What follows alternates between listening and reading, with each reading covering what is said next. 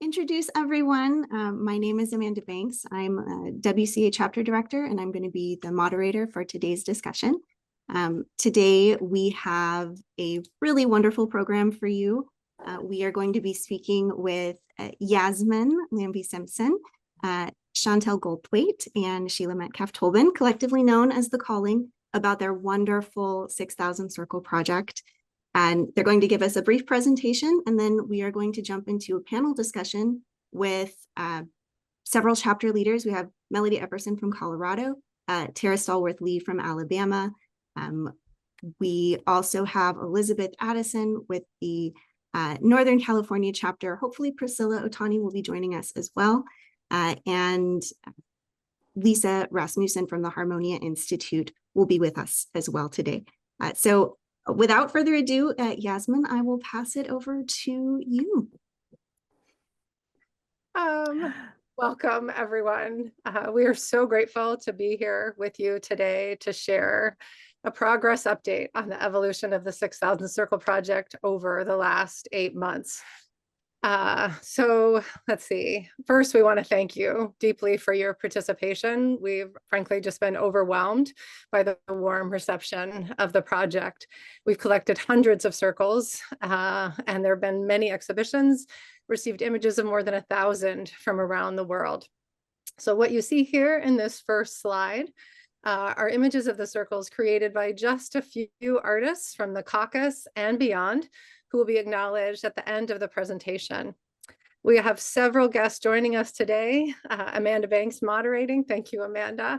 And there'll be a discussion at the end of the presentation with WCA chapter presidents Priscilla Otani, Melody Epperson, Tara Stallworth-Lee, and founder of the Harmonia Institute and co-founder of Art is Moving, Lisa Rasmussen.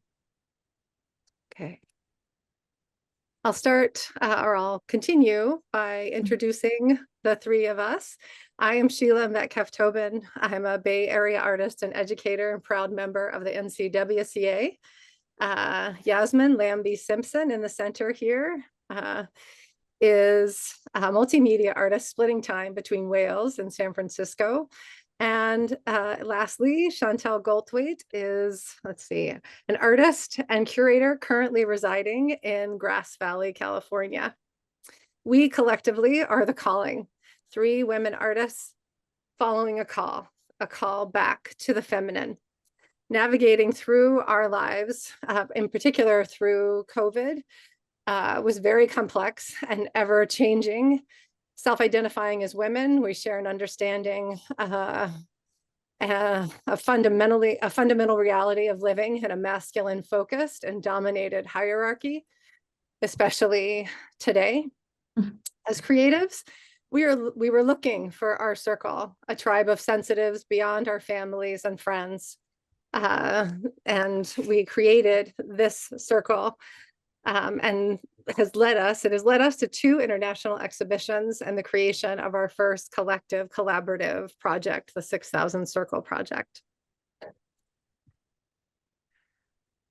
So in our conversations with each other and other artists, as we were starting out on this project, it was suggested that we needed a manifesto to guide our collaborations and our decision-making. And a friend suggested that we take a look at a book called You Need a Manifesto by the author Charlotte Burgess Auburn, which we did, and we strongly recommend. However, it was clear to me that we shouldn't call it a manifesto, that we should call it a feministo, and to Chantel that it needed to be short. So here we are. This is our feministo.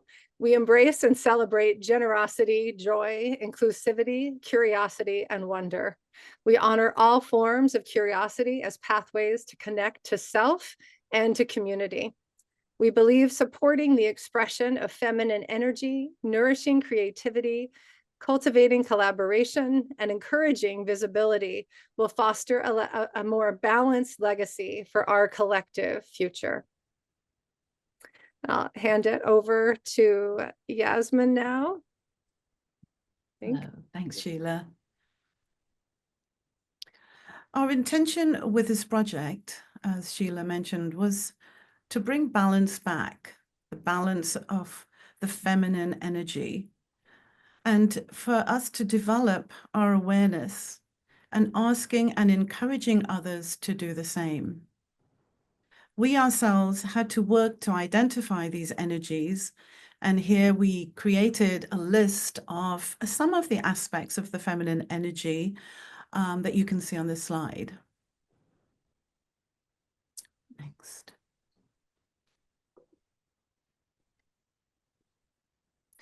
As our project evolved, we came upon monthly themes to keep the momentum going, not only with ourselves and the three of us meeting on a regular basis, but with our community.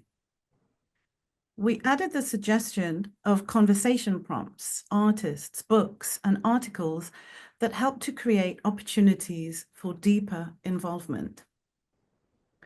While we have seen examples of many circles being made and documented, what has been difficult to quantify is how the written or conversation aspect of the project landed with the community at large.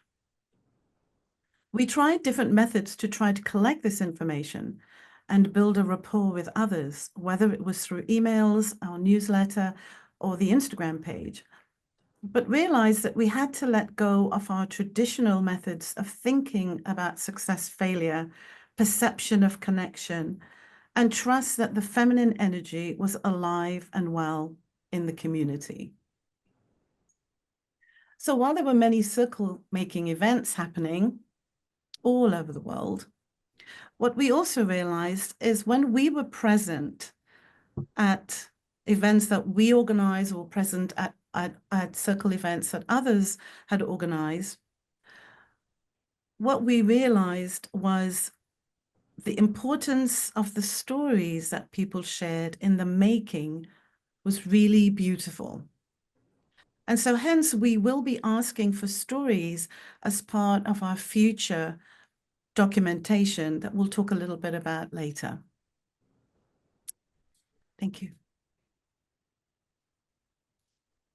One of the other large aspects of this project was circle exhibitions. Thus far, there have been 11 6,000 Circle Project exhibitions that we are aware of.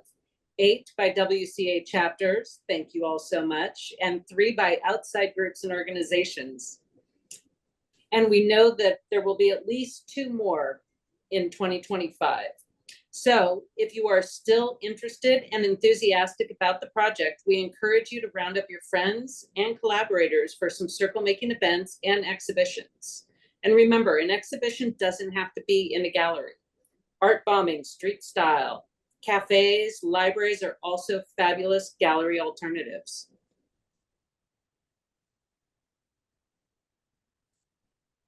In honor of National Women's Month 2025, we will be hosting a celebratory exhibition at the Grass Valley Center for the Arts in Grass Valley, California. The exhibition will feature thousands of circles from around the globe, all in celebration of the feminine. With this exhibition, we have partnered with the Neighborhood Center for the Arts in Grass Valley, which is a nonprofit that offers studio instruction, supplies, and social support to county residents and artists who are developmentally disabled or intellectually challenged. All proceeds from the exhibition will be donated to support the work of artists and staff at Neighborhood Center for the Arts. Important dates for the upcoming exhibition. Everyone is invited to participate, and we are so grateful to have the circles that you have created within your chapters. The exhibition will run from March 6th through April 25th, 2025. Opening reception will be Thursday, March 6th. Deadline for circles and stories will be February 1st. And there are submission forms for both circles and stories on our website. You will be supplied with the links, and we, again, are overwhelmed and so thankful. So thank you for participating.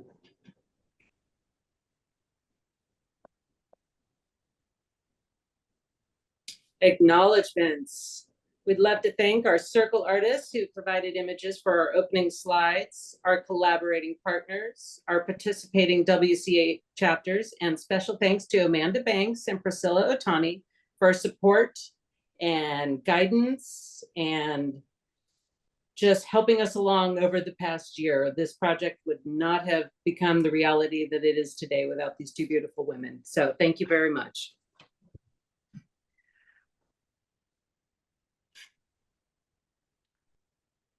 Well, thank you, Chantel. It has been a joy to be a part of this project, and I'm really excited to talk with everyone about their experiences. So this will lead us into our panel discussion. Our panelists today are Priscilla Otani. She's the president of the Northern California chapter and the person who brought this wonderful project to the WCA for consideration. Melody Epperson from the Colorado chapter. She was one of the earliest supporters and really did a beautiful job with Colorado's involvement in the project. We also have Tara Stallworth Lee, who is the pod leader of the Birmingham, Alabama pod, and she hosted a really wonderful gathering in her studio that we'll get to hear about. We also have Lisa Rasmussen of the Harmonia Institute here to talk to us as well. I'm very excited to hear about what you have in store. So let's kick it off. Yasmin, will you please share with us a little bit more about what inspired this project to begin with? Oh, well, as I mentioned in our little presentation, it was really Chantel, Sheila, and I during at the end of one of our exhibitions we had in Prague. We had a circle installation, and we really enjoyed making that because it dealt with the themes of the work that we were working on. And as we were thinking about our next project, we thought we really liked the idea of the installation, and we really wanted involvement from the community. And so we decided to put our heads together and come up with that. And one of the early inspirations was Yaya's installation room, and where those are, dots itself, we wanted it to be artwork, and we wanted it to be focused on the feminine, and we wanted it to be circular. That was the only criteria of our project. And we worked with coming up with a proposal and reached out to the Northern chapter, specifically to Priscilla, to get feedback about it, and hence we were able to work with the WCA. Well, that's wonderful. Priscilla, can you share, what sparked you to bring this larger project to WCA as a whole? Turn on your mic. Oh, You hear me now? yeah. Okay. First of all, I was totally freaked out when Yasmin told me that she wanted to exhibit 6,000 circles in my gallery. And I was concerned that she meant that our chapter itself creates 6,000 circles. And I tried to whittle her down to maybe 600, but that was not going to happen. So I had to think about other group sourcing projects I've worked with. I've done a number of postcard exhibitions on behalf of WCA and for other organizations. And I knew that if you make the project really simple and really enticing for people, that people out of the blue will start creating artwork towards this type of project. And so I sort of talked to Yasmin about possibly doing something similar to what we did with some of the postcard projects I've done. But I was really focused on not creating a lot of parameters, except for the fact that it be round and it could be hung or displayed in some way. And everything else I felt like should be left to those people who want to make circles. And if I remember correctly, the topic was more narrow initially as to what should be created. But I think we broadened the topic so that, again, it would enable more people to participate than, narrowing something down. And I was particularly concerned about this because I knew that our exhibition at NCWC was going to be the first. None of us knew exactly what it was going to look like, but the time period to create as many circles as possible was extremely constricted. So we felt it was really important to make it as simple as possible for people to participate and for people to send out through word of mouth that anybody can make these fabulous circles. We're so thankful that you did bring this project to us. I know your chapter, Priscilla, was one of the first, as well as Melody's chapter in Colorado. Melody, can you tell us what inspired you to participate, from the beginning? Sure. Well, Priscilla, was a part of a group that met of leaders, and Priscilla brought it to us. And what I found most intriguing about it was the collaborative element and the potential for like really building a conversation about women and what it means to live in our society right now. And so what I wanted was involvement. And then the other thing that I really wanted was to be able to do something that tied the whole state together. So my vision was always that we would start small and it would grow as it was passed around the state to different communities. And we did do one other community, and maybe it'll continue. I really love that. I think that's something that the Alabama chapter also tried to foster with reaching out to different communities. Tara, will you share what inspired you to participate and spread the Circle Project further through Alabama? Hello, good afternoon. There we go. Hi, everybody. This is amazing. First of all, there's such a great turnout. I'm really excited to be a part of this. I had no idea what to expect. So I'm Tara. I'm an artist in Birmingham, and the Birmingham pod is very new for the Alabama Women's Caucus. And I believe this was our first community gathering that we had. So in saying that, it feels like it sparked something. In Birmingham, we've had members who have been a part of the caucus, but because of where we are in relation to Huntsville, where a lot of the caucus really has originated, it did feel like a big community of us here that were able to get together and didn't even know each other, or we may know each other and didn't realize we were all caucus members. So it was an excellent way, I feel like, to jumpstart something in Birmingham and connect us to the rest of the state in a really unique way. Certainly as artists, but also as women artists in Alabama, which is a whole different conversation. But it felt important in so many beautiful ways. And it was wonderful. It was really fun. And just like today, I had no idea what to expect or how many people to expect. And it was very loose. And Amanda hosted that as well. She brought materials.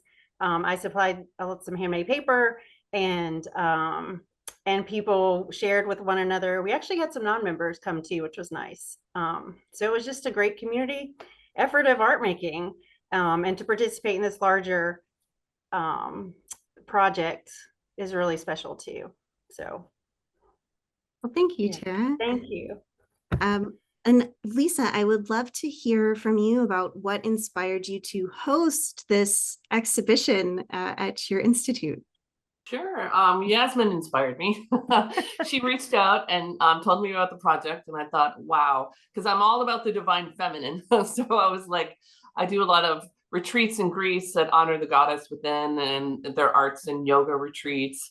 And also I have a nonprofit, Art is Moving, and we feel that art is for all people. And, it's like, I don't know, I was inspired by Yasmin, and I thought, oh my God, I thought 6,000 circles, let's do 600,000 circles.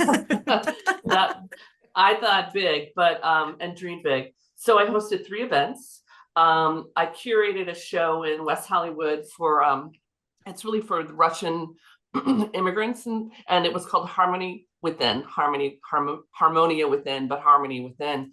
And for the opening and closing, we had free art making tables. So it was basically open to the public, and everybody, it was pretty amazing. I was just thinking about this, the actual making on a circle is so much, no one, like a lot of times when you have a blank canvas, which is a rectangle, people don't know what to do. It seemed like people knew what to do with the circle. It was very organic and free flowing. We just suggested, like just honor the feminine within. And we had some amazing artworks produced, and everybody, the tables were filled with kids and also with adults and elders. So it was amazing. And then the third one I did was with my nonprofit, Art is Moving. It was our 14th annual Art Break Day. And Art Break Day is basically, we started it around it. Art Break Day, I can't speak. Art Break Day sites are set up around the world and offer people to make art for free in public. So we did that, and Yasmin was there for that one. And it was pretty amazing. I think, gosh, we maybe had over 300 people making circles. And it was from all walks of life. I mean, you just, for Art Break Day, you just randomly, and please feel free to join Art Break Day. You just say, hey, do you want to make art for free? And so people sit there. And one of the best stories, I think, was I asked a woman to sit down, and she was older, and she sat there for like 4 hours and basically did this amazing, like meditative mandala, like a mandala piece. So it was amazing. So it's been inspiring.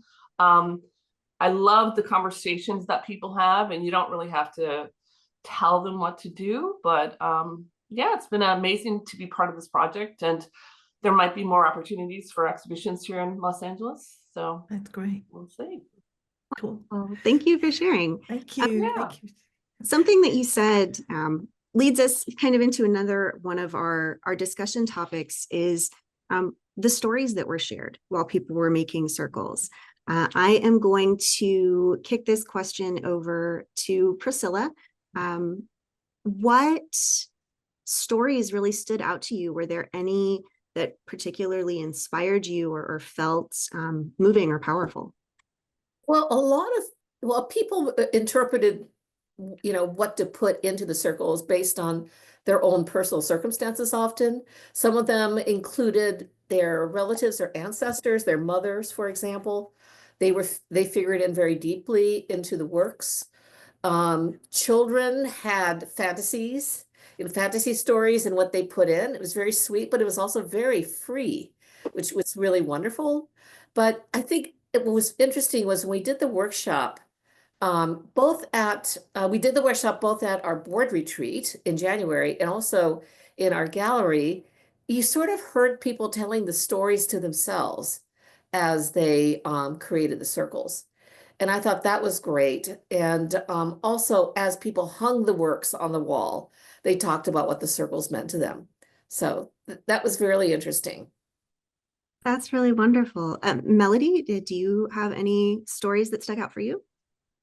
Yeah. So when we did this in sort of two parts. The first one was we just did a call for people to create their circles and then bring them to our member show, and we installed them. And I remember a lot of I didn't hear any of the stories of the pieces because they were done by themselves. But as people would come into the gallery and people were looking, there were conversations that were happening about the artwork that was really a meaningful part of it. Then the second part, I think, was actually more powerful for us, which was then we took that installation and took it to a place about 200 miles south of Denver, where the first exhibit was, to a small community.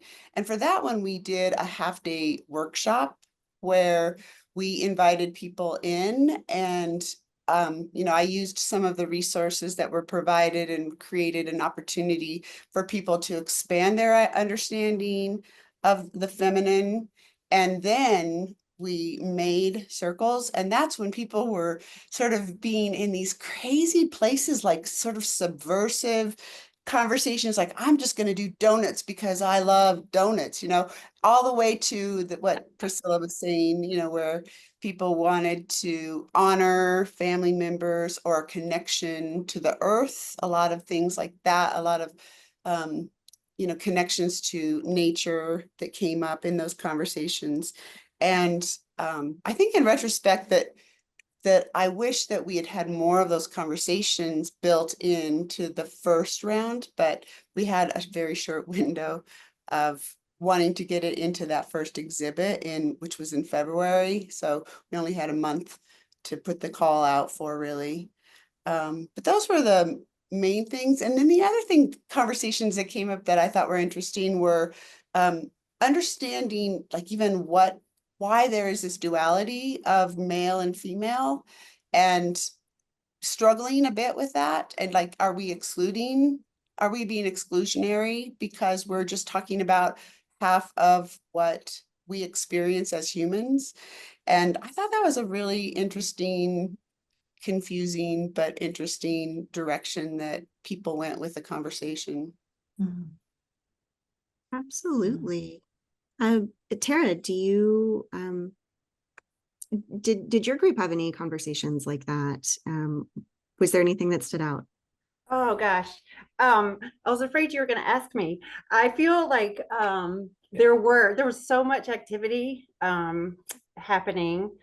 I feel like I was running around being an artist and engaging people in materials, and the energy was just, it was so lively. But I never really spoke to anyone directly, other than I keep thinking about myself, and to the point about the feminine energy and the male versus female, that dichotomy. This whole time I kept going back to one of our guests who was here was actually a male. And I spoke with him for a while. He is a gay man, and I feel that he felt very included in our event. And obviously he's not a member of the Women's Caucus, but something about that I've thought about a little bit since that day. And that felt very meaningful to me, to have I guess inclusivity in a way that I didn't anticipate that day, by having him be a part. And he was so grateful, and told me multiple times before he left that day that he felt like he was a part of something, and that stood out to me. As far as stories, I guess I would ask you too, Amanda, since you were here engaging with people. I know religion came up with one of our participants who is a non-member, and I think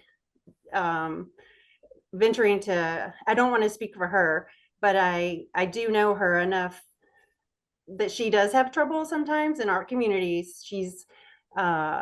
She may be, I think her set of beliefs is maybe somewhere she has a hard time fitting in. And our theme that day was goddess. That was the theme of the month. And I know that felt like a great space for her to create saints. So she did several pieces about saints. And again, that felt inclusive, to have someone there who felt like they could participate in something and be themselves. But those were the two that stand out to me more than anybody. Yeah. Thank you. And Yeah. I think I can speak a little bit to that. It really was the energy of the room is what stuck out to me. It was lively, and everyone was engaged and focused on making art. And I think that's really an aspect of feminine energy to me, is that action and creating community. That's something we do so well. Yasmin, Sheila, or Chantel, are there any stories that you feel particularly inspired you from this past, year's effort of making and collecting circles? I'm going to let Sheila speak to that because she does so well. Okay. Yeah, I think I was present at all of the NCWCA events, including, and Yasmin was there for most of them as well. So the initial call, then the circle making installation, the installation of the circles, then an artist talk, and then a workshop. I'm not sure which came first, the circle making workshop or the artist talk. So we had a really wide opportunity to hear people speak about their work in terms of the intake of circles, then individuals talking about their work, and then people making circles and participating in that process. And I guess I would say the most powerful was the artist talk, where individuals stood in front of their work and talked about why they made the work, what were the inspirations behind. And it was a really great variety. I got to be a part of that because my circles were there as well as an NCWCA member. And it was powerful for me to participate and talk about, mine were mostly about my female ancestors. And there were others that were the same. I think Pamela Pitt was one that stands out to me, especially because she made so many circles, but so many of them were for her mother. So kind of remembering back to her mother's experience, her mother's favorite things. And that was just a really, really powerful piece. And maybe Yasmin, you have other stories from those events as well. I don't know if you want to speak to anything in particular. No, I think you covered it. I mean, there were lots. The ancestry, Pam does stand out, but Elizabeth is in the audience, and I'd love to see if I could include her in because she was responsible for really organizing the event and bringing in the artist talk, and I thought that was just a wonderful aspect of the exhibition, that we heard that it was an intentional part of the exhibition. And I think this is why we were so struck by the stories, and it gave us an opportunity to hear that. And it made me feel like we need more of this. So Elizabeth, I don't know if you can speak more about that. Sure. Well, I want to thank Priscilla and Michael for offering their gallery. Our gallery's project gallery was the perfect spot for it. And it was a very exciting project to work on. We did broaden the topic quite a bit because I would say the majority of our membership includes socially engaged artists, and which is reflective, I guess, of the San Francisco Bay Area. And so not only did we have an in-person workshop, and thank you, Sheila, because I think you did a lot of work with that. It was really exciting for the membership. But we suggested themes that were really broad. That included, it could be about your own artwork. And we did have a lot of ancestry pieces, some female archetypes, and whatever was dear or urgent to you in the moment. And I'd say that all the pieces had tremendous emotional impact. And I think we had about 600 pieces in the end. Isn't that it? We sort of counted. I forget, but it was an enormous amount. And I remember Priscilla and I panicking that we weren't going to have enough. And we just ended up having way more. And I wish I could share a photo with you, but we ended up using tulle fabric and hanging it from the wall, and using Christmas ornament hooks and hooking all of the pieces on, so that the circles themselves became a work of art and installation. And so you walked into it and it was an environment. And it was very powerful. I also want to thank Cynthia Bronville, one of our members and a local artist of note, for her huge, large piece, Roar. If you remember that, what was it, like 4 or 5 feet in diameter? Very delicate, an antique pinafore that was in resin. And the opening part of, that would go around your waist, look like a mouth, roaring, screaming. And but I don't really know what else to say, but it was an honor to work on this, and I made numerous mandalas to include. And thank you, Yasmin and Sheila and everyone who helped install. The actual process was therapeutic Yeah. and very, very meaningful. Yeah. Thank you. Thanks, Elizabeth. And you, Elizabeth brought up a really key part of this project too, which the broadness of it. We didn't want to have too strong parameters on this. And maybe, Chantal, you could talk about this more, because you were very, purposeful about feminine energy and the ability to be inclusive rather than dictatorship. So I'd love for you to Yes. touch on that. And I wanted to speak to, because it's been mentioned a couple times, the male versus female. Yeah. And we made a point to make that distinction in our packet. This wasn't against the masculine. We love the masculine. We need the masculine. We need that container. We need that structure. We love our men. But in order to balance that and keep things healthy, we need the feminine energy as well. And I think there's a lot of conversation around women, but not so much what it is to be in the feminine, to be in that place of surrender, that place of flow, that place of compassion. So that was really what we wanted. This project was about having a conversation. The art was a means to an end. So it's hard to walk out into the world and go, hey, everybody, let's talk about the feminine. But it's easier to say, hey, we'd love you to make art, and we'll do shows, and we'll get together and we'll create things. And that allows for the conversation to happen. So yeah, I think that was really it. We wanted everyone to be a part of it, because every male out there, every masculine, every man has a feminine side. Everyone has a mother. Everyone has a grandmother. Everyone needs to step into surrender. Everyone needs to step into faith.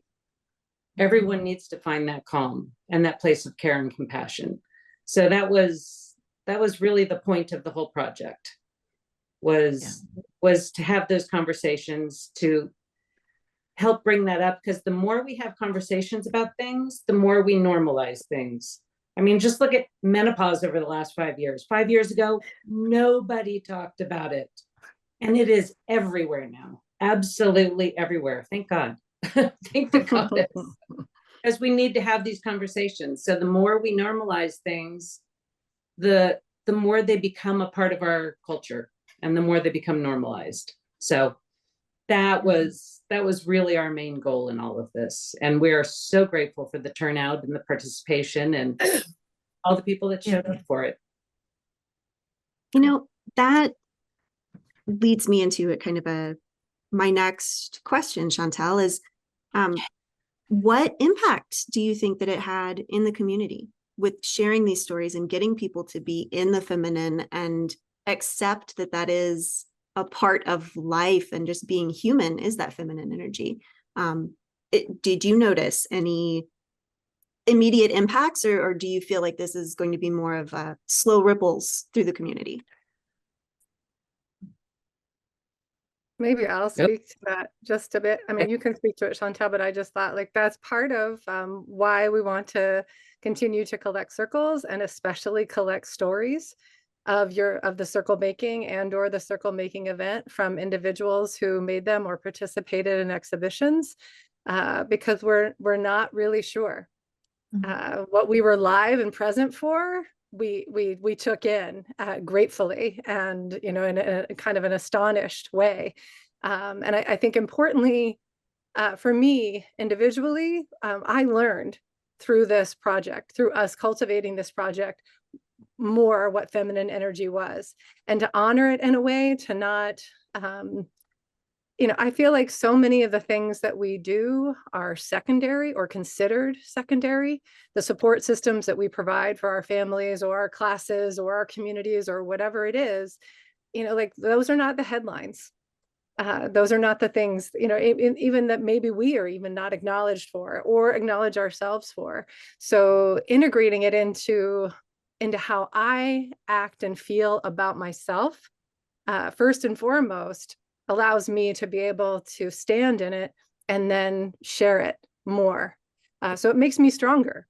Yeah, it makes me stronger. And I'm really grateful for that, you know. And it's well overdue. You know, I'm definitely in the middle of my life at this point. So I want to rise to that occasion, really rise to that occasion for the rest of my life. So, and in addition to that, I think like getting to hear those stories, I mean, even if it's just that, like what it did for you, that's important. Mhm. You know, Mhm. we'd love to hear what it did for your community or what it did for your chapter or whatever, or what it did for the WCA in general. Like we feel like that maybe this connected people more to see something happening across the entire WCA. Like that for us, witnessing that, like this is really amazing. And hopefully like it benefits a whole organization and communication with the whole organization and inspires more projects like this, that we do talk to each other nationally, not just in our states or in our local chapters. Yeah, that's really powerful for me in particular. Again, like to be able to be commit to connecting with people in Alabama, where my mother's family is from, is so beautiful to me. I lived there. I didn't live there, but I visited there often as a young girl. I knew my family there. I loved that land. So it's really powerful for me to connect to people there. So anyway, I think we want to hear more. We really want to hear more from individuals and from leadership about how this went. Because that became like, I think it was really powerful for both Yasmin and I to be witnessing people telling their stories and like, yeah, this is really where the heart of it is. Because we do need now more than ever, I think, to be really connected to each other, supporting each other, remembering we're strong, remembering we're valuable, all those things. Yeah. I think also, Amanda, I think Yasmin and Sheila will both agree that, and I know people don't really know this, but we met twice a week for the past over a year and a half, almost 2 years with this project. And, you know, these are things that would come up in our conversations because we'd be working through what's our Instagram plan? Who do we need to reach out to? We need to make a website. We need to do this. But it was in those moments, you know, a lot of the time that we could recognize, oh, wait, we're pushing really hard. We're forcing, we're working in that masculine. Let's step back and, you know, how do we approach this from a different way? So being able to see and acknowledge the difference, not that working in one way is better than the other. They each have times where they're more important to use those energies and aspects.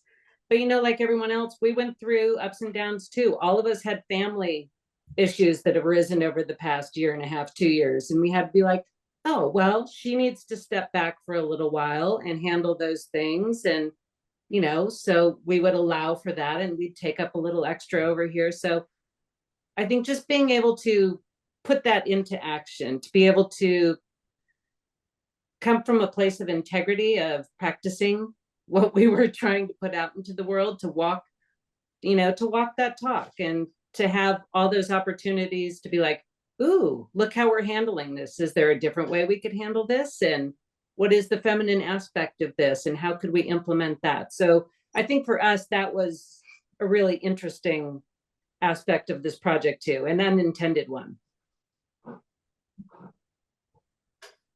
Well, thank you, Sheila and Chantel for sharing that part of it with us.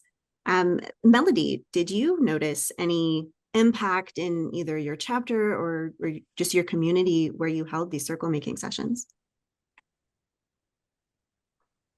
I don't think that I have seen like something that is a direct result from this, really, honestly. What I can say is that I heard a lot about how, well, I wish I would have known about this beforehand. I still am interested in doing this, you know. So I think that it's what you were saying earlier, somebody was saying earlier about how I think it's just putting that question out there more often and having the conversation continue. It seems to me like that's the direction that I feel like the draw is right now, is to keep having conversations like this. And one of the things that I do know that came up, at least in planning it, is how does this fit into the bigger thing that's happening societally, where people don't want to be pigeonholed into a gender? So, how can that conversation become part of the conversation too? Because I think we're complex beings, and sometimes I think that would be really nice to invite that, but I don't know how you do it. I would love ideas about how you invite that conversation into a conversation that is already defined by gender, about not being gender, you know. No, I love that. And I think we did see some of that with the men who contributed, and their recognition of the feminine. Tara, you spoke a little bit about that in your chapter. Are there any other things that you could think of that maybe impacts that you saw or that you could foresee happening because of the project? I really love this question. I love what Chantel spoke about. Thank you for even bringing the balance. I think that's a really important word to the conversation. And I keep thinking about transcendence and transcending to these spaces of, I guess, inclusivity and community. I love the idea of future conversations too, and thinking about the Birmingham pod specifically.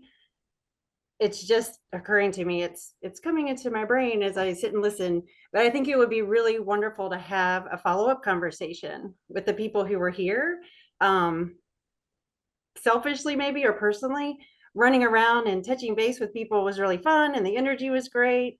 There were those who were sitting quietly and working together and having their own more intimate conversations, and there were people like me who were more kinesthetic and moving around the space. But I really would love to sit and have conversations. I do believe that's an important aspect of any way forward. And I'm interested in hearing about people's personal experiences with the project, and having those conversations that are more intimate and personal from the creative aspect. And I also agree that it is a means to an end, or it's an avenue to get to other places, and conversations can be a big part of that. So maybe to be more concise with my answer, just hosting another, sit down, a casual, let's all get together again and follow up on what we did.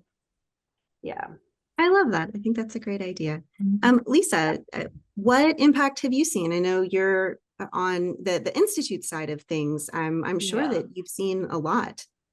Well, I think we're talking about conversations and about balance. I think that's important, and about value. But I think when you do, at least I've done these free art making tables, like with thousands and thousands of people. When you do art making in public, people talk, they have conversations. Art, I don't know what it is, but they become friends. I mean, I've had homeless people sit next to women in Chanel suits, next to toddlers. And so I encourage everybody, make art together, make art in public, because people, I don't know what it is. When people do art together, it's almost like, the quilting bees that people used to have, where they, they made quilts together. It's just like people just talk. So I think the impact is make art, make art with as many people as possible. And I think conversations just flow. I don't know what it is. I think when people express, barriers come down, and you can talk about heavy subjects. You can talk about value. You can talk about balance. You can talk about the masculine, feminine, and it's really cool. It's like a social, that becomes the art. And I think for me, when I think about the 6,000 Circles project, that's really what it is. It's the I mean, I'm hearing this also, it's the conversations that are being had. And I think it's really easy to have conversations when you make art together. So I would, host public events, offer people to sit down and just create, and then you have the conversations, and then you hear the stories. Because I think in our society right now, I mean, obviously, people don't feel like they're being seen, right? So when you create together, you see, you can see what they're doing, and people share. So I think that's one of my insights. Just start creating together. And I think that brings the harmony and balance. And it doesn't matter if you're more masculine or more feminine. It's that's what art is. I don't know if you guys know tarot, but I have the Thoth card. I pulled that today. And the Thoth card is the merging. It is art. It's the art card, but it's the merging of the masculine and the feminine. So I find that feminine, that is art. So that's my insights at this moment. What a wonderful card to pull today. Yeah, I know. It was synchronistic, huh? Absolutely. Great. Speaking to, creating art and making art in community, we actually have a question that was put in the chat. Leonore, I hope I'm saying your name correctly, asks, for those of you who had events, how did you contact or outreach to get people to participate in the art making projects? And did you provide any circles? I will ask Priscilla to answer this first, since you were really the initiation for these art making events that we had across the country. Well, we used several different methods. One is we have a chapter email that goes out to all the members. So of course they're invited, and their family members were invited as well, or friends. We have a social media person that put out information on our Instagram and Facebook, and just word of mouth, and people who come into our gallery to see what's being exhibited right now, we're welcome to stop by at a table and make some art. So we just made it as broad as possible and as easy as possible. But I just wanted to go back to the last discussion and question about creating opportunities for making art. I'm thinking that having this exhibition in Grass Valley is a wonderful way to reach out to various populations of people that live there, conservative and liberal and anything in between, where people can sit down together and make art. I mean, after all, this is a populist project. And the discussions and talk is exactly what Kamala Harris said before she left, which is be kind to each other, get to know your neighbors. And I think this project really lends itself to broadening the scope of what it means for people to enjoy each other's company in ways other than politics or any of the things that divide us so much right now. Very true. I'm very glad you mentioned that. I absolutely agree. I think those conversations are what is going to keep us sane and together and productive and in a community over the next few years. Melody, did you do anything particular to reach out to people to get them involved in the project? And did you provide circles for your chapter? Yeah. So yeah, we went through similar ways that Priscilla did. We advertised it on our Instagram and Facebook and in our chapter itself, and that did some benefit. And we also put it out in collaboration for the call for the 2 shows that we had in the spring, and so people knew about it that way. And for both of those, we didn't provide the substrate, but we did provide just some tools to make a substrate, just like if people didn't have a way to make a circle. So we just had like a packet that we provided for them that they could download, and then they could at least cut it out and glue it onto something and be able to have a circle. We were kind of shooting for a similar size for ours. So because we ended up making we used a hula hoop to make a mandala type of thing, or maybe like a dream catcher sort of feel, and then we hung them around and from the circle. And then as it grew, we added more circles on either side. So we didn't want a huge variety of sizes. We wanted it to be within a certain range and weight. And then when we did the workshop, I provided everything that they needed so that you could just sit there and use the tools that were in front of you. And we had a whole variety when we got we did it with our chapter. We had fabric ones and we had clay ones and we had wooden and we had paper. So there was a huge variety of materials that were used, which is one of the really great, I think one of the greatest things that came of it was just the diversity that you could see even within the project because it was all different materials. I think that's one of my favorite things that I've seen coming across, following the project online and seeing some of the circles that have been shared is how different everyone approached making their circles and just the sheer variety. It's really incredible to see. I can't wait to see it at the Harmonia Institute with all of this display together. It's going to be amazing. Can I yeah, say Lisa. something? For art supplies, just an FYI, because you guys are a nonprofit, right? Yeah. I mean, it Yeah. depends. So you can apply for an art supply grant from Dick Blick. That's what I do with my nonprofit. So that's where I got the supplies. So it's an in-kind grant for all the art supplies. So you can host events or your local art store. Usually they have community grants, meaning just for the supplies. So just a word of, where you can get supplies. Thank you. Yes. Tara, will you talk a little bit about the event and the outreach that you did for the Birmingham Pod? Sure.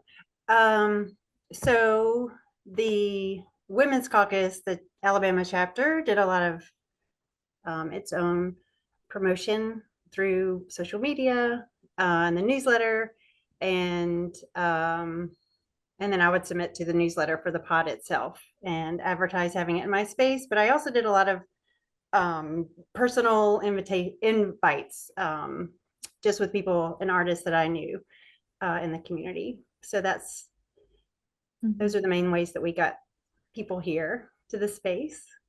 And did you ask you about what we provided? Was that a part of the question too? Yeah, if you could talk about, what we provided or maybe what people came up with on their own. Yeah, well, you brought some great substrates yourself, some sort of board. It wasn't cardboard, but it was a thick white board that you had plenty of for people to use. And then I had paper pulp that I had prepared and stencils to create round handmade paper circles. So those were the two primary substrates that we had. And I will say someone brought her own sewing machine, which was great.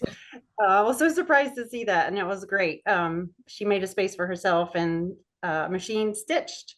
But I feel like everybody got their hands in handmade paper, which was a side benefit of having people engage with a material they never used before.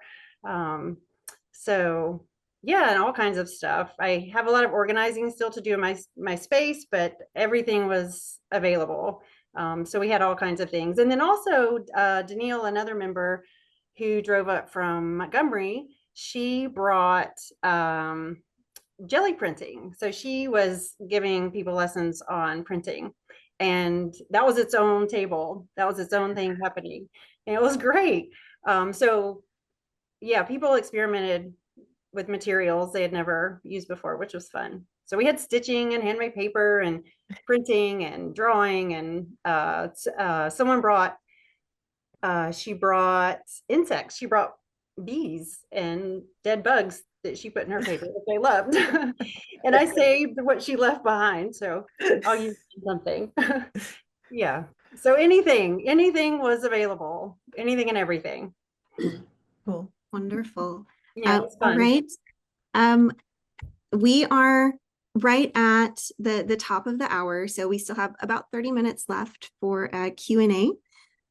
Before we jump to more questions from the audience, I would like to get closing thoughts from each of you. If you could sum up your experience of this past year in, just one sentence or two, would you share that with us? I will start with the calling. If any of you would like to jump in. I'll start. 2 sentences, huh? Okay. It's been an amazing experience. Just when you're working the back end of something like this and all that goes into it, it gives you a different perspective. So it's been an amazing experience. And I'll just keep it short and simple for you. I love that. Thank you. Yasmin, what about you? Well, what I think I've realized by working on this project is that there is no end. When we first thought about this, from going from International March, International Women's Month, to November, election, Thanksgiving, gratitude. As Priscilla said, the conversations that need to happen now, it's ongoing, right? And the fact that we are having this exhibition, the next exhibition in March of 2025, and I know this is more than 2 sentences, the fact that we are, I hope that we can help encourage the organization to keep going with this project. With all of our outreach, there are still people who didn't know about it, who, from from your membership, who didn't know about it. And so I feel that maybe we just keep going with this to keep the voices, to keep the stories, and how is it going to develop? So yeah, it's still questions for me. It's still a question, but it's been an amazing experience, and the fact that there is room for it to keep growing is what's wonderful. I definitely agree with that. Sheila, do you have any final thoughts you'd like to add? Yeah, I think I would say the learning that I mentioned earlier about the feminine energy was really powerful for me. And also our commitment to meeting as often as we did and contributing to the development of the project was my first experience in working in collaboration that way consistently over time, to watch something develop, to watch us develop, our skills develop, our language develop. And I do think it's really powerful to keep that conversation going, as hard as it was, I think, and on us to be doing that twice a week, and how it impacted our ability to do other things during that time. And how we supported each other through the ups and downs of our family life and work commitments and all of those things has been really, really beautiful. So I think any way we can continue to do that with each other and in larger ways with groups like the WCA and beyond is worth, it really is worth the time and effort for those connections. Thank you. Melody, do you have any last thoughts? This has been really helpful for me, having this conversation. And so I think my takeaway is the conversations need to drive the collaborative work that the Women's Caucus does in the future. And I learned really good lessons through that about how important it is, those artist talks, how hard it is to get those going, but how rewarding those opportunities, and how that's really the most important thing about this is that we're talking and hearing new ideas and sharing these ideas has been really powerful. So I'm really glad that we did this closure to hear how everybody lived the experience, and to share that was really helpful. I absolutely agree. I think that this has been a really lovely way to spend an afternoon. Priscilla, do you have any final thoughts on what this project has meant to you or your chapter? Well, my learnings are to remove obstacles, be inclusive, keep things simple, and to be willing to appreciate ambiguity. Thank you. I love that list. I think that's good for all of us to just keep in mind all the time. Really, really wonderful. Tara, how about you? That's really hard to follow, Priscilla. I would echo that and say, personally, my mind is, I hope we all want to expand our minds. And yeah, it's definitely done that for me and connected me to my, the Women's Caucus members that I really didn't have a connection with before. And so it's made me feel a part of something bigger. And then with the calling, that's expanding it even broader. And so I love all these things in the chat too, like expanding the circle ever wider. I feel like that's it right there. This has been wonderful. Thank you. Thank you. Cool. Yeah, thank you all for sharing these insights with us. Lisa, would you like to share any thoughts that have come up for you as closing thoughts? Sure. I think the project was visionary to honor the feminine and create the balance. And I think it is so needed right now because there is this large hammer that's come down on the feminine. And we all know it. I mean, I felt a lot of heartbreak in these past couple of days. My heart was ripped open. And I think the only way we can heal is to do art together. And I think the circle is a beautiful archetype for us to come together. You know what I mean? It's so layered. I mean, if I think about the project, it's like there's so many dimensions to it. And I think we just need to start creating art together, have subtle conversations. And I don't know if we build bridges. I think we just create circles together. So that's what came up for me today. I love that. Don't build a bridge, make a circle. It's perfect. Thank you all for sharing with us. I'm going to open up the floor to questions from our audience. So if you would like to ask a question, please use the reactions to raise your hand if you're comfortable speaking on camera, or you can put it in the chat and we will ask the question for you. We'll read it off.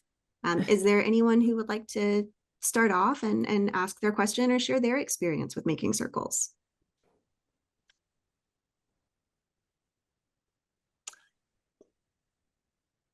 No hands? I'm all right. I see Marty has her hand up. Ornish, I see. Yeah. All right, we'll go M. Ornish, and then I saw Leonore, and then I saw Bonnie. So that'll be our three that I call on. Okay. All right, please. M. Ornish, that's all I can see on your name. Please introduce yourself and ask your question. I'm Marty. Oh, am I muted? No, you're good. No, you're good. Yeah. So I'm Marty Ornish, and I'm from San Diego, and I took part in the LA shows earlier when I found out about the Circle Project, and I changed out my jammies while everyone was speaking, put on a circle outfit. So I decided I'd do a project in Portugal because I spend at least 2 months every summer. Oh, yes, we do. And it was so much fun, but challenging because the place I stay is called The Garden, and it's in a very wet part of Portugal. We couldn't find fabric. We couldn't find substrates. And so I got a lot of the women, it's a group place. So sometimes there are 50, sometimes there are 100 people there. And so I organized just a talk to figure out how we could do the project, which was really fun. And we tried out cutting up foam, and we thought about plastic trash, but as like as an environmentalist, I'm like, I can't stand making art on plastic and icky foam. So we decided, nope, we can't do that. So then one of the people in the group had a drone, and we decided we would make physical circles out of our bodies. So we got together one day. I create a wardrobe, a costume closet for my son's place. And so I had a lot of circle clothes. So we all wore with circles. And in Porto, 40 minutes away, was Yori's a big exhibition of her work. So I had seen that, and it was like, this is so cool that she's just down the road exhibiting. And so we laid down and we made all these crazy circle formations with our bodies. And I thought it was going to be in June, but it turned out July. And so it was the crone. So thankfully, there I am, the oldest one in the group. So I was the crone, and we had so much fun and took a whole lot of photos, some videoed, which were the most interesting ones, going up and down and seeing all our bodies changing positions. And then we decided we would do it in there's 2 circular ponds on the property. And so next summer, assuming we can continue this, we want to do more drone work in the ponds. Oh, Working with our bodies. So everybody loved doing it. We talked a lot about it. It was entirely collaborative. And I think that was a real blessing. Most of the women were in their 20s and 30s that I, organized. And so we hope to continue it next summer and get more really cool drone footage. I may also bring some fabric circles, but again, it's such a humid climate. It was difficult to figure out how to deal with that. If So you we have had any a great time. stills, if you can get any stills from that drone footage, we would love some images. That would be lovely. Yeah. Yeah. Maybe I sent some to the wrong place. I don't know, but I will We do will that. double check. Please. Yeah. I would love to see some of those. How can we Yeah. see those? Are you on Instagram, or do you have them somewhere on the I'm link? on Instagram, and I know I posted one of them. I'll contact our videographer, was a woman named Harsha, and who goes by Harsha, and I'll just see if I can get more of them, because it was really fun. A lot of That's people. so unique and wonderful. Yeah, we great, just decided we great. would physically enact the circle, That's awesome. and it was maybe 100 degrees that day, so we were just dying of heat, and it just was a great experience. So we're going to do more of that. Oh, lovely. Cool. Thank you so much for sharing that with us. Yeah. I love everything Yeah. you talked about. Very cool. Let's see. The next person I have on my list is Leonore.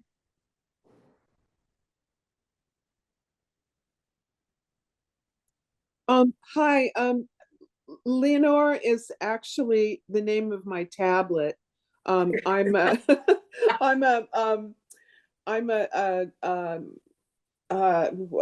forget what you call it. I'm a member, but I don't have a chapter. We don't have a chapter up in Seattle anymore. You're a member at large. A member at large, yes, right, that's it. And there's one other WCA member that lives in my neighborhood who's been working on this project and having some difficulty either uploading or using Instagram and things like that. And some of us have been trying to help her. Are there any links, or is there a site? Or I haven't been really following this in the newsletter, the national newsletter that Laura puts out. So I don't really know where to go for this information. Yeah, absolutely. There are actually links that we've shared in the chat. I Where, can't access those when we're not in the chat, though. okay. I will send you a message privately with the links, but there are links in the chat. There are links in the newsletter. And then Sheila, are you able to share the website directly? Yeah, that's just what I was doing, going to the website it's my personal website, so it's my name, but we have a page there, so you could find it by using this link, or you can find it by just going to SheilaMetcalfTobin.com, and it's there. It's one of the items in the navigation menu at the top, the calling, and that's Okay. tells you all about the story of us coming together, the project itself. And as you go down to the bottom, there's a submission form that you can be added to our email newsletter that we're sending out through Substack. And then a little further down, there's several buttons, one for the participation packet, one for submitting circles to the project, or to the exhibition rather, to the Grass Valley exhibition, and stories as well. We do want to have circles, even if you can't participate, images of circles at any rate, even if you can't participate in the Grass Valley exhibition, and stories as well, because we would really would like to have an archive of these. And the more we can collect, I think I was just thinking as Marty was talking about the drone video footage, that we could create a slide presentation on the web page that would show all the circles and any images that we have from making events or exhibitions could be all a part of a continual slide presentation on the website. So that would be really lovely as well. So I'll go ahead and put in the link to our page in the chat. So hopefully that'll be helpful. Yeah, is there another place that is going to be at? Because it's really hard for me to access it through the chat while I'm on Zoom, and then it's closed and I can't get it. So Yeah. Can it come another way or be posted via WCA or something? Yeah, well, we've been posting it in the Pulse newsletter Okay. since March. Okay. But it's been towards the bottom. I encourage everyone to just scroll through the whole newsletter, ladies, please, because what pops up on your screen in your email is not the entire newsletter. So there's always lots and lots of information in there. So just give a quick scroll and go down the bottom. But there's going to be more information now with the Circle Project going forward. And so I talked to everyone earlier before we got started, and I am going to highlight that in the next newsletter, in December 1st newsletter. So there will be more information there. Thank you, Laura. You're That'll welcome. help a lot. No problem. All right, Bonnie, you are next. Thank you. My name is Bonnie Askowitz. I live in Miami, Florida for most of the year, deep in the deep red state of Florida. And I'm also a member of New Hampshire WCA, which I love. And I was there for some circle making this year, and we had a great time, made some great circles. I enjoyed it very much. Laura, you were there. It was so much fun. But I also had this other circle, and I hope I'm not asking a question that's already been answered, but I have a circle that I made for the project, separate from anybody else. And I just want to know, are we sending them in? What are we doing with them? Or have y'all already answered it and I missed the answer? I'll speak to it, Amanda. Hey, Bonnie. Hey. No, the question keeps coming up, so that's fine. We are still accepting circles. We are having an exhibition in March of 2025, so we're accepting circles all the way up through February 1st, just to make sure we have them in time. As they said in the newsletter, there's a link and it'll lead you to an address, so you could send that to me here in Grass Valley, and we'd love to have it. I saw another, and on the same topic, I saw another question pop up. The project is officially over in the end of November, but this project was put together so that everybody could take it and run with it and make it their own. So we encourage you to keep making circles, keep having circle making events, and keep submitting. Like I said, we're accepting submissions up until February. But if you want to go beyond that with the project and keep having the conversations, we highly encourage everyone to do that. So yeah, it doesn't have to stop. So Grass Valley is the core of the of the whole project? Is that? No, it's just one of the galleries we found to do an exhibition. We may find another gallery to host another exhibition, but it's near me. So I'm going to be handling a lot of that exhibition. Okay. So Thank you. we'll collect them all here, and then if we have another exhibition, we'll move everything to the next one. And I will see the link on the Pulse newsletter. Correct. Okay. I read it, but I guess I missed it. Okay, thank you. You know, there's a lot of things. It's easy to overlook. Thank Sure. you so much, Bonnie. Thanks, Bonnie. All right, we Amanda, Amanda, I just also wanted to encourage everyone, if they wanted to participate, then get our newsletter that we send out, that they can send us their email address. Yes, that is a great way to stay connected with the 6,000 Circle Project specifically. Yasmin, it sends out a great newsletter with a lot of information related to the project each month. So I highly encourage you to sign up for that through their website. Yeah, I please. have one more question from Jan. Hi, I'm Jan Pacelli. I actually don't have a question. I just wanted to say thank you for creating this project. I think it was fabulous. It was our experience in our chapter, just creating circles together was amazing. We had, young kids and I've always wanted to be part of something where, I'm sorry, I'm just kind of emotional, but a place where we could all create together. So just thank you. Oh, you're so welcome. I That's think great. we forget too, because as artists, we're usually in the studio alone making.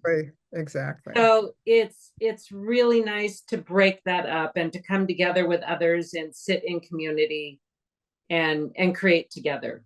And I will encourage anyone in the United States with Thanksgiving coming up, it's a great activity to have a circle making table set up with a bunch of materials. I did it last year and everybody loved it. So if you need a good little activity for your Thanksgiving come together, it's a great thing to do. But thanks for participating with us. It was good for us too, creating, and there's so many different levels of community to create in. Yeah, for sure. Great.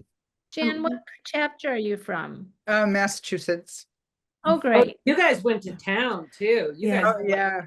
exhibitions. Well, it was really cool because it moved from, all different places, coffee shops, libraries, and yeah, it was really fun to hang them. And I wish I had maybe heard, I don't know, maybe met with you guys a little bit more, because I had a thought of maybe we should have left a journal or something so people could write down what their reactions were to the circles, because when you were saying, oh, what was the impact, that would have been great to be able to maybe just hear what people thought of the circles. I don't know if we did that or not. I know Joanne posted, a story of the circles so people could read it, but we hung them, but then we didn't really get to hang out or do artist talks. So that would have been cool. Just one of my thoughts. Still do it in 2025. I know. I would love to keep going, actually. Yeah. I actually made 3 circles. I only hung one, but I was inspired. It was just I think the circle thing, like you said, instead of the rectangle, was fabulous because it did have this flow to it versus, it's stopping you at the corners. There's something about it was amazing. So it's also nice to have the opportunity to work outside your usual medium or your series, or, we get so caught in this, I have to make viable art. It's got to be part of a series or something for an exhibition, and you can't just sit down and play and create. So it's a nice opportunity to do that as well. Make those one-offs and absolutely. Yeah. We have I one really last. like the journal idea as well, Jan. I think maybe we can try to do that in Grass Valley. something out that people that people who are just coming in to see the exhibition can leave their comments. And I would say, like, I just want to add a note, the artist talk and that kind of leaving something out for people to leave comments, even if there are just a few people show up or you just get a few comments, it's really powerful to sit and listen to people's stories or read people's stories or get to share your story. It's all really powerful and really good for us to do. Yeah. Thank you so much for sharing that. I agree. I think having that notebook, like the little guest book, is such, it's a small thing, but it has such power. And for this exhibition especially. We have one last question from Deborah. I don't know if she actually is still in the room. I can't find her square, so I'll just read it from the chat. She wanted to know if the exhibition is going to use the physical work or photos of the work. And I wanted to ask you to speak to that a little bit before we close out. I'll speak to it. I haven't decided exactly what the curation is going to look like yet. It will be mainly physical work, but depending on how many circles we have and, you know, what ideas we come up with, we may have the time to put something together and include the photos. That would be a wonderful option as well. So thank you for that idea. Right. Well, thank you all so much for attending today. Thank you to all of our panelists for joining and sharing your experiences and talking about what this project has meant to you. I know I am inspired to keep going and making circles. I hope everyone else here is as well. Thanks for spending this Saturday afternoon with us. Please join us in December for our second Saturday session. We will be fixing our technical glitch from last month and repeating that program. Laura, I don't know if you want to share about that one. So give me a second. And the program is, because I want to make sure I get it correctly. It is, I'm just completely blanking. It's with In and Out. It is about a exhibition that was mounted in Fredericksburg and still is up, Maryland, about LGBTQ history there in that area. And Sarah Ernst, our exhibitions chair, is going to be hosting that with a panel. It looks really exciting and very interesting, so I encourage you all to join us. Yasmin. Sorry, yes, I'm seeing somebody is writing in the chat about amending submissions. Kristen? Is Kristen still here? I don't see her, but maybe this is something that we could. Yes, I'm here. Oh, okay. So I just wanted to make sure that we didn't let you go without answering your question about amending your submission. You tried to put something in?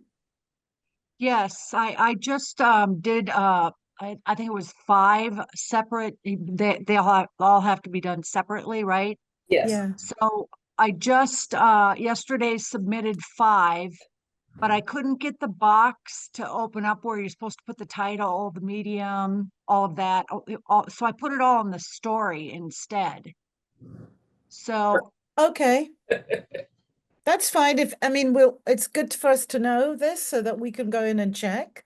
If it worked in the story, that's great. We will go in and check and make sure on the back end that everything is working. Okay. Okay.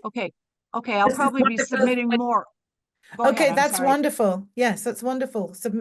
As many submissions, we want as many circles as we can get for the exhibition. This is one of the places where we have been learning. Yes, exactly. Yes.